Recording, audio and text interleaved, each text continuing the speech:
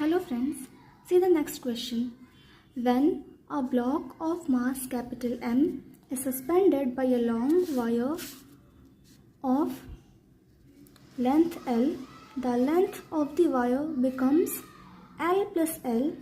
The elastic potential energy stored in the extended wire is. यह question में हमें एक वायर दिया गया है जिसका इनिशियल लेंथ L है। हमने उससे मास कैपिटल M हैंग कर दिया तो कुछ फोर्स लगा इस मास कैपिटल M की वजह से, जिसकी वजह से वायर में इलोंगेशन आया और वायर की जो फाइनल लेंथ है वो L प्लस L हो गई। तो वो वायर के अंदर कितनी पोटेंशियल एनर्जी स्टोर हुई है क्वेश्चन ने पूछा है हमसे। Okay, let's come to the solution.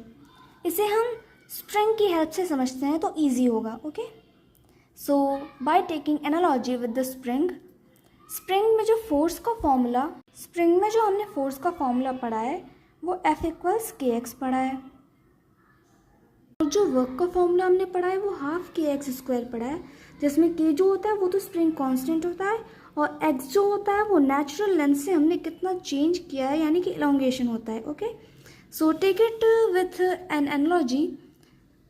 Same in the wire के लिए हमने फोर्स क्या लिखा, के इंटू एक्स को हमने यहाँ डेल्टा एल कर लिया। Okay, elongation in the wire.